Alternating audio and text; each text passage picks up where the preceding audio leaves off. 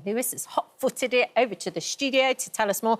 And I've got to start, Martin. I open this up and I'm like, water bills are up an average of 26% today. I mean, that sounds as though it shouldn't even be legal. Well, it's regulated, never mind legal. It's the water regulator, Ofwat, who allows the companies to do the bills. Now, what you've got is different companies are going up by a different average amount. The average across the nation is 26%. The smallest rise is 19%. The biggest is 47%, except there's one company in the southeast of England, just around London, it's not very big, that's going down 2%. So if we ignore the one that's going down 2%, the other, minimum 19%, up to 47%, but those are averages. How they calculate your individual bills depends on different area of the assumptions between your water and your sewerage costs. I've seen people who are going up 80%.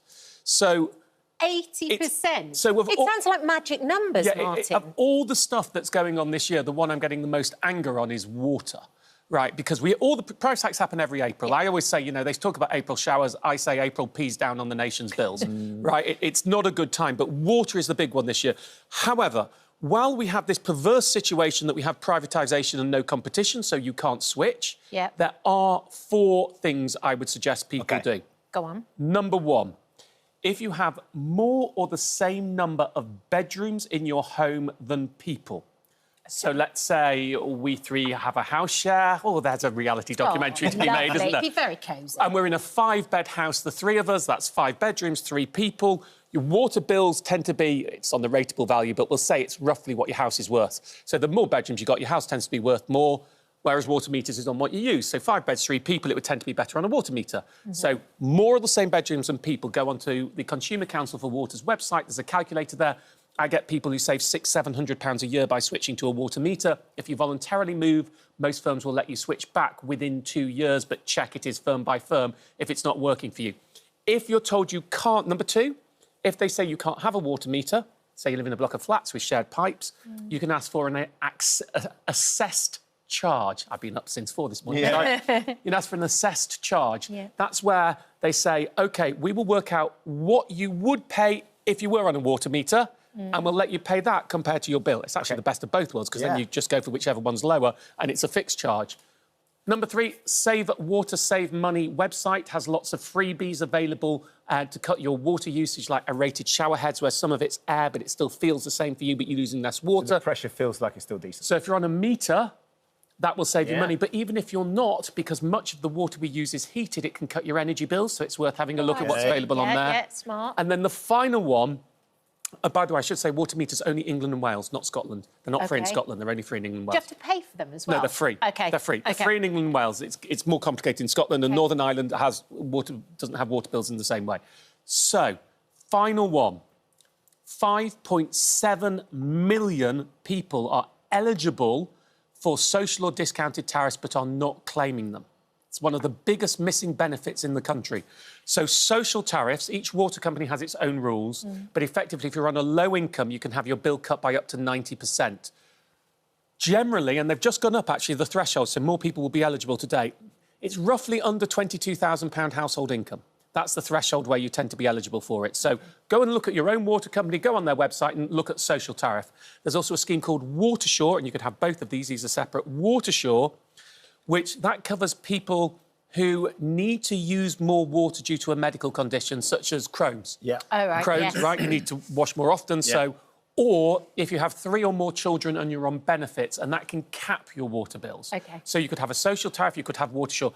Nearly 6 million people missing out on those, and you're eligible. If that sounds like you, go check that out, as well as the water meter, as well as the freebies. And if you can't get the water meter, the assessed charge. So there are things you can do. It won't work for everyone. No. But those are the things to some try. options. You mentioned energy bills briefly. Within that, they're up 6.4% today.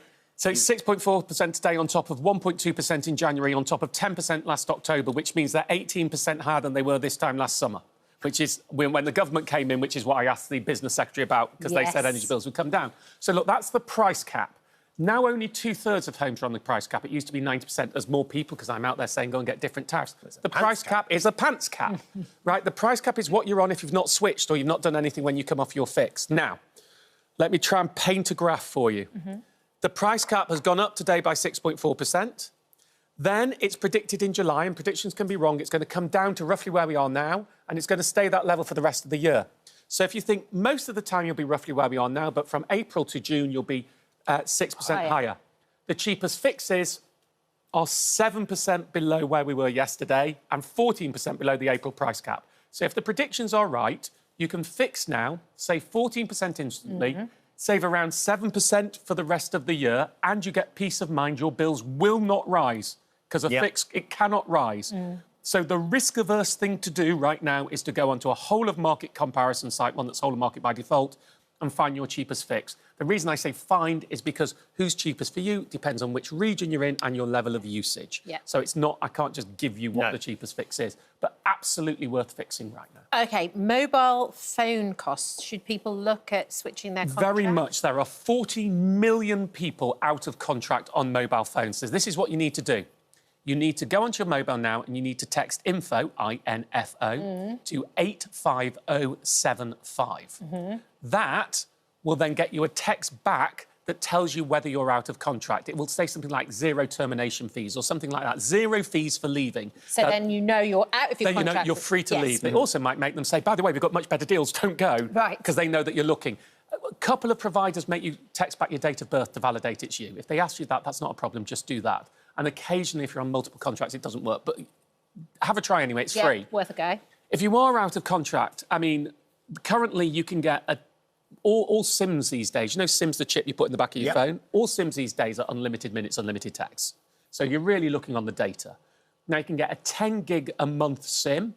If you go to the right comparison site, the deals are always short-lived. They're always on comparison sites, not direct, because then the firms can put in extra marketing budget that they don't do direct because they'd have to offer their existing customers it. Right? Nice. But for the equivalent of around £3 a month, you can get a 10 gig SIM. You can get unlimited gig, so unlimited data for around £10 a month. So if you're paying 20, 30, £40, then that's easy to do. And if you're going, hold on, I need to keep my signal. Here we go. I'll ask Ben. You've been out of the country for a bit on this. How many mobile networks do you think there are in the UK? 5? 4. There's 4. 4. So there are 4. There's Vodafone, there's EE, there's O2. Yeah. Oh, my gosh, and 3. And 3. Right? Does Orange not exist anymore? No, no. But the key to those 4 is every other mobile provider you've heard of, your gift-gaffs, your Tesco's, your Labaras, they're all piggybacking off one of those signals. So if you go into some comparison sites, will let you pick your signal and find you the cheapest SIM using that signal. Right? So you're not actually... You might change the company, but you keep the same signal. That might be to have not allow you 5G and all the other things that you need to check out on it. So that's worth looking at. But so many people are overpaying on their mobile phones. And the big warning I have, I mentioned this when I was on Good Morning Britain a couple of hours ago. The thing that drives me nuts in mobiles that should be banned but isn't. So if you go and you get a contract for a new iPhone, let's say, you're paying £40 a month. And most of that cost is paying the handset. Your contract's 2 months long. 2 years long. At the end of the 2 years, well, clearly the price should drop because you paid off your handset. But it stays... Not every... Some don't drop it. Some, if you're willing to keep paying 40 quid, you're still paying the including handset charge even when your handset's paid off. So if you're getting one of those contracts, it tends to be with resellers rather than networks direct. If you're doing that, put a note in your diary in a big flag up in 2 years' time, my contract is over, my price should be dropping substantially. And if it get out of that, it's a massive rip-off. Wow, that's really sneaky. Broadband, then? Very similar to mobile. All the best deals are on comparison sites, short-lived deals that include marketing promotions. I mean, 25 quid-ish for, you know, really fast 250 or 512 meg speed broadband is available. If you're not doing anything, if you haven't done anything for a couple of years, you're paying too much. You're paying 50 or 60 quid for slow broadband. It's a rip-off. To get onto comparison site. Another warning there, broadband companies have social tariffs as well. So if you're on universal credit or pension credit, you can generally get... The speeds aren't so fast, but you get a consistent low-rate price. It can be 13 to 20 quid a month. And there are, again, 4 million people eligible for that. I think it's something like only 3% of eligible people are on it. So if you're on a low income, check if your broadband provider has a social tariff. Right, OK. We've got some questions from the viewers too. This one is from Mark. He says, my son lives in an apartment building where he has a prepaid meter for gas and electric. He's been told that he cannot change this. He's paying £500 a month for a small apartment where he's barely turned on the heat. Do you have any advice? Well, if it's a smart prepayment meter, then you are able to get fixes on smart prepayment, but it doesn't sound like it is smart prepayment. But it's worth you knowing. Smart prepay fixes are available non-smart, old-school prepay, that there are no cheap tariffs available. There's a lack of competition. It is worth knowing that on the price cap, actually, prepayment is now the cheapest form of payment. It's cheaper than direct debit. It's not cheaper if you're switching, because the switchy deals that offer direct debit are not for prepayment. See what I mean? So those who move can get far cheaper not being on prepay, but if you're just on the price cap, prepay is actually the cheapest. Right. £500 a month. Was it a one-bed flat? Yeah. Small apartment, yeah. Small apartment. Something's wrong. And he says he's barely turned on Something the wrong. That's £6,000 a year. I mean, the average bill is £1,700 a year, and that would be for a bigger place. Something is wrong. Right. Either your meter's not working and it needs to be repaired, you're paying for somebody else's... If you're in a flat, yes, someone else's in an energy apartment building, is being linked into your meter and you're paying for someone else's. A one-bed flat, £500 a month, not turning the heating on, I can't tell you what it is, but something is wrong. So Something's I mean, it should be a third of that. Okay. Yeah. End of the tax year, of course. We've got lots of questions about ISAs, as you often do. This is from Jill. She wants to know the best ISA for her. I'd like to ask Martin about setting up an ISA. I'd like to invest the full amount of £20,000 at the start before April the 5th, and maybe another around April the 5th. Maybe that's next. April the 6th. April the 6th. Yeah. Which ISA would you suggest maybe the best option? I can do one or two this year. That's not a problem. I feel a little overwhelmed with the amount of ISAs there are to choose from. There are a lot. And funny, I gave a talk the other day and I went through all the ISA options and I asked people at the end, I said, so how many of you would feel comfortable knowing which to go for? And very few hands went up, which is what I was expecting. And it's called analysis paralysis, right? Too much choice. And I actually said, any of the ones I've mentioned, they're all best buys. They'd all be fine. Oh, really? So just... Okay. Don't panic too much. Just go for one that's got a good rate. So, look, you can put up to £20,000 in the ISA per tax year. The tax year ends on Saturday. So if you haven't used this year's, you could put it into Saturday and then you get a new allowance on Sunday. So you can put another 20 grand in. Top paying, easy access. Standard rate is TEMBO, T-E-M-B-O, 4.8%. These are variable, so the rates can move. Top name people will know is Post Office, 4.4%. 3.15% is a bonus lasting a year, so the rate will be pants in a year, but at least you get a minimum rate guarantee for a year. And then there are these small providers who are doing this clever thing to be top of the best buy tables, where they give you a 3-month bonus, like Trading 212, which is 4.5% underlying rate with a 0.86% bonus, so its headline rate is 5.36%, but that'll only last 3 months. For those who are playing the system, that's fine. Most people should go for the standard rate options. Or you can fix. You can get fixed-rate cash ISAs where you lock in a guaranteed rate, so if interest rates come down, it can't drop.